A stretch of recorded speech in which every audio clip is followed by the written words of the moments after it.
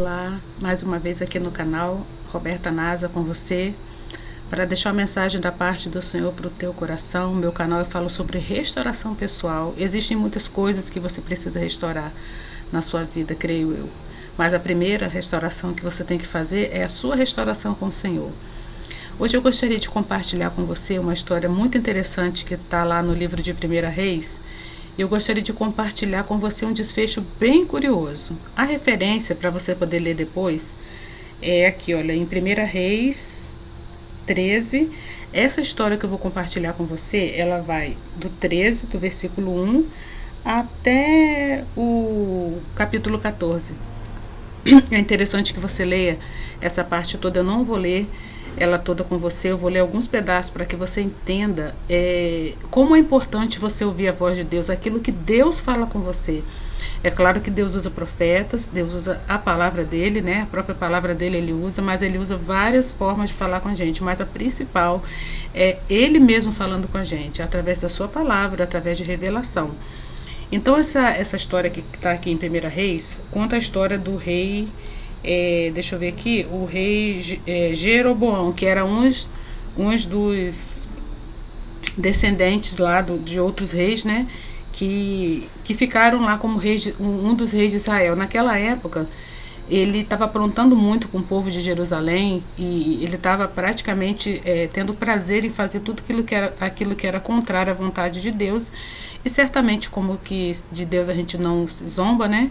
Deus, ele chamou esse rei para fazer uma prestação de contas. E ele usou um profeta. Aqui, se eu não me engano, não está citando o nome desse profeta. E a primeira parte, ela fala assim, ó, eu quero ler para você entender o que eu quero te dizer hoje.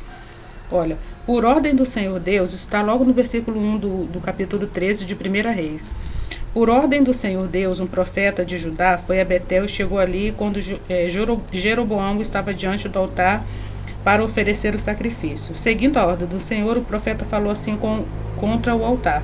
Aí aqui fala que de todas as maldições que Deus iria lançar naquele tempo ali para o povo de Israel, porque o rei estava levantando altares para outros deuses, então Deus certamente ele iria corrigir aquele povo, né?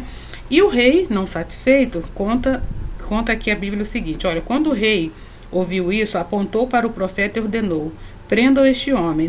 Isso aqui eu estou lendo para vocês no versículo 4. Agora eu vou ainda no 4, né? Diz o seguinte, no mesmo instante, o braço do rei ficou paralisado e ele não pôde fazê-lo voltar para a posição normal. Né, o braço dele ficou paralisado porque ele estava profetizando, né, mandando que matassem aquele profeta. E, de repente, agora eu já estou no 5, de repente, o altar caiu em pedaços, como o profeta havia profetizado que iria acontecer, que transformou-se em cinzas, tudo foi despedaçado, tudo foi destruído. E como o profeta... e de repente o altar caiu em pedaços e as cinzas se espalharam pelo chão, como o profeta, em nome do Senhor, tinha dito que ia acontecer. Aí o que aconteceu? O rei pediu para Jeroboão orar a Deus para poder tirar aquela maldição, né? Que o braço dele tinha ficado parado. E assim, segundo a vontade de Deus, o profeta orou e o braço dele voltou ao normal. Após esse episódio, o rei chama Jeroboão para poder ir comer, beber e comer na casa dele. E diz o seguinte aqui, olha, no versículo 7. Então o rei disse, venha comigo até a minha casa e coma alguma coisa. Eu vou recompensar você pelo que fez. Mas o profeta respondeu, mesmo que o Senhor me desse a metade da sua riqueza, eu não iria com o Senhor e não comeria nem beberia neste lugar. O Senhor Deus mandou que eu não comesse nem bebesse nada e não voltasse para casa pelo mesmo caminho. E no caso Deus deu a ordem para ele voltar para outro caminho. Aí aqui encerra essa história junto com o rei.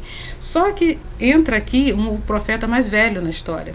E esse profeta mais velho, ele possivelmente, eu creio que ele foi mandado por Deus, né, para poder fazer isso com esse profeta novo, né? Aqui começa o versículo 11. Que fala assim, ó, naquele tempo havia um velho profeta que morava em Betel, seus filhos chegaram e contaram para ele o que tinha acontecido. E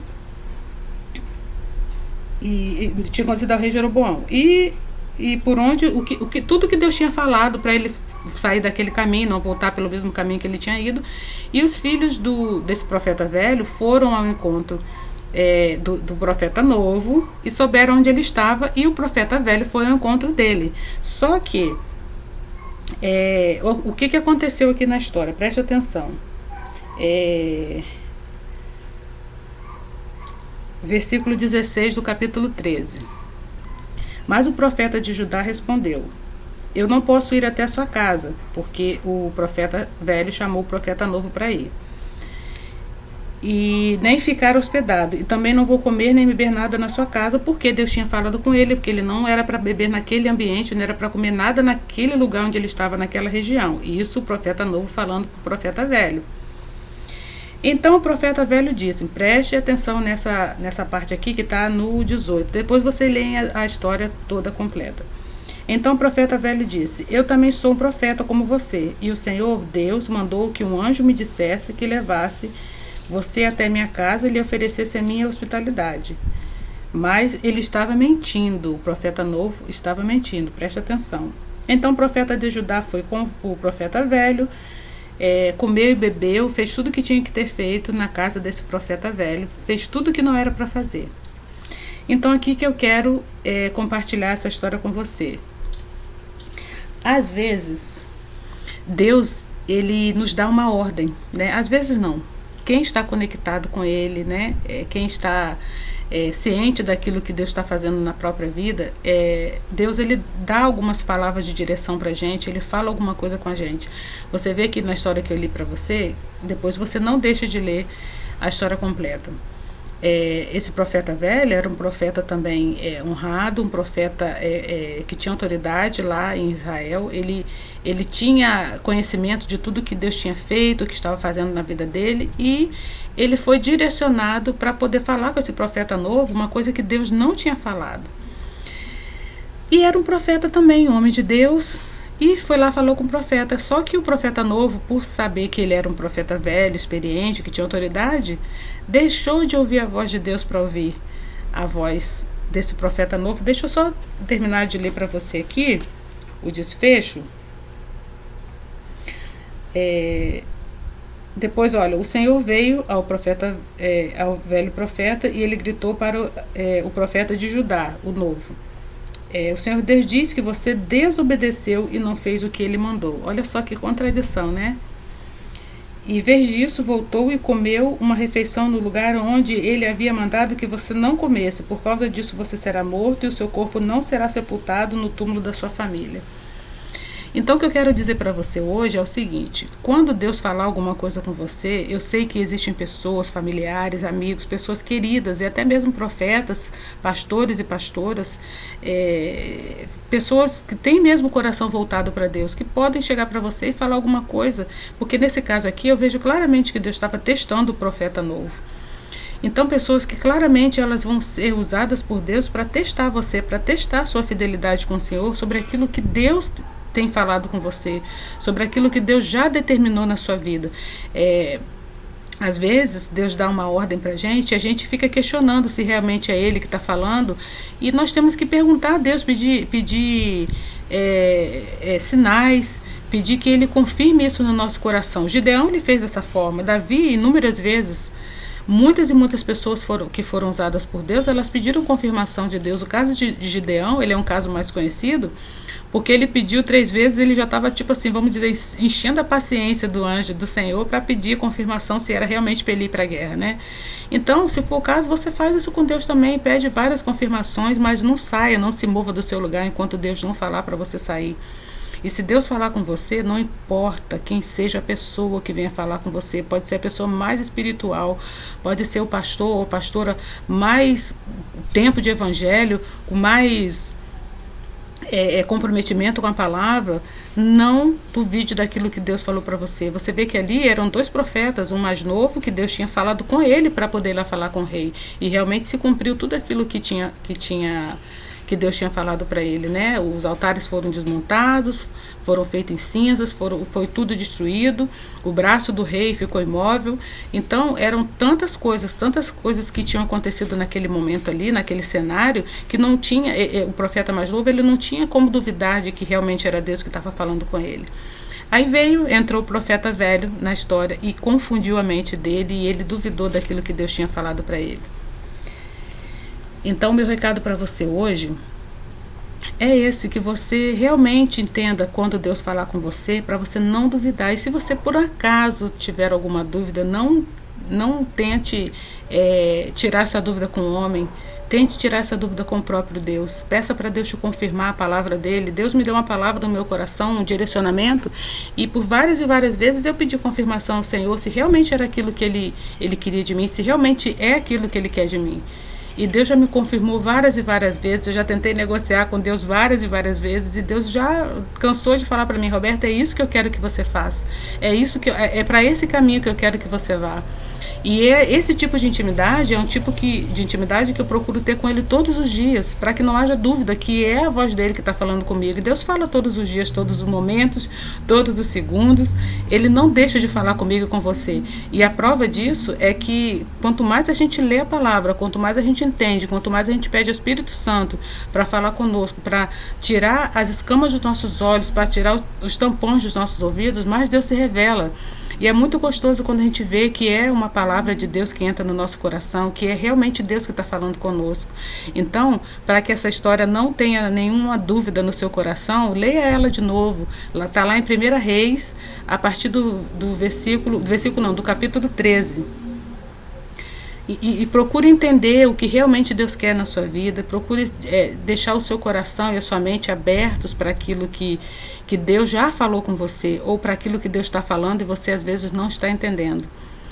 Então, mais uma vez eu quero falar para você que meu canal eu falo sobre restauração pessoal. Espero que você tenha entendido a mensagem que Deus falou no meu coração para eu compartilhar com você. Tem pessoas que infelizmente elas acham que somos seres separados. Olha o barulhinho da moto.